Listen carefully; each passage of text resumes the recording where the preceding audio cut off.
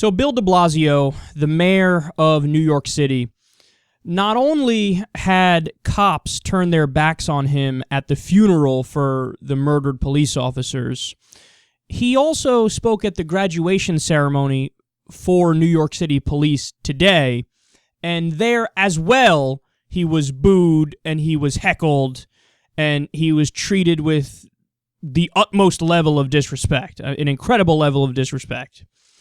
So, given what happened at the funeral of the police officers and given what happened at the police academy, it's gotten to the point where, and we touched on this yesterday a little bit, but it's gotten to the point where you have to stop playing around and you have to let these idiots know literally who their boss is. You can't let this stand, man. You can't let this stand.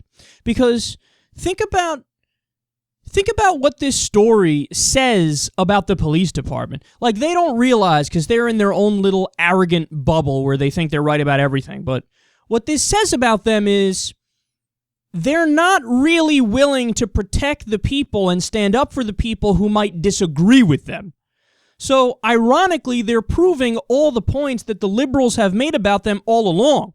When liberals said, hey, look, man, we have a problem in these predominantly minority communities when the white police officers come in and they think they run the place and they start stereotyping and they do unnecessary stop and frisks and they use abuse too quickly, they use violence too quickly, and they're very willing to crack down on certain communities. This is a problem. And then when you see how the police officers are reacting to Bill de Blasio in these circumstances, you realize, oh, wow, they're exactly right. So what's your argument? Your argument is what? Bill de Blasio supports Ishmael Brinsley? That's your argument? Your argument is Bill de Blasio stands with the murderer, the cold-blooded murderer of two innocent police officers. That's your contention? Okay, are you really stupid enough to believe that? I fear that there are people stupid enough to believe that who walk around today with the badge and a gun, and those are people who should not have a badge and they should not have a gun because they're not responsible enough or smart enough to have a badge or a gun.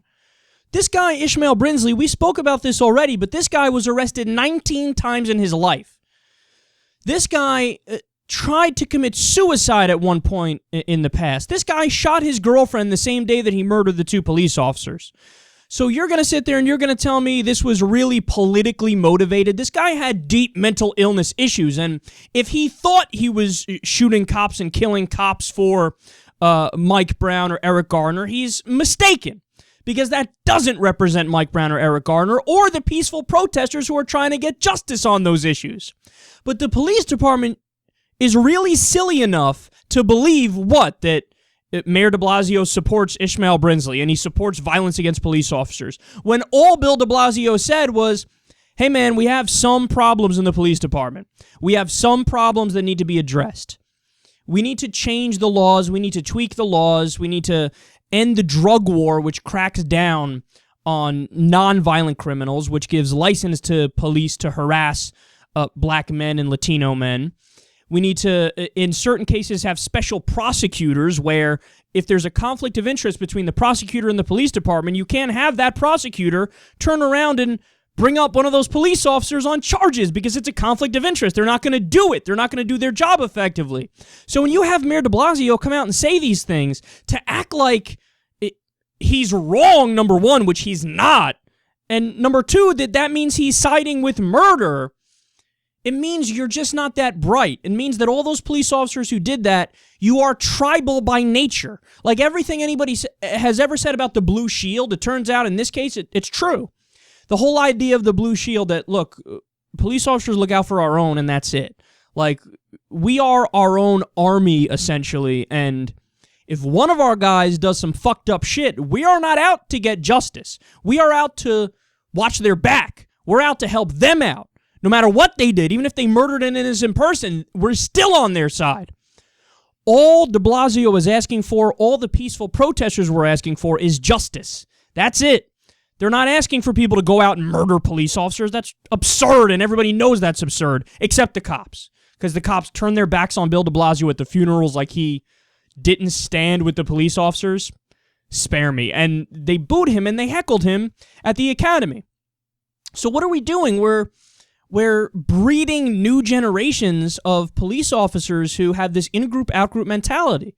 And they have this contempt for the people that they're supposed to protect and serve. Again, I don't trust them anymore. I don't trust the police officers. If I get in a situation in New York City where something happens against me, I'm supposed to trust the people who I've sometimes been critical of. They've shown that even if you're 2% critical of them, they say, fuck you, I'm turning my back on you. Fuck you, I'm going to boo you, I'm going to heckle you.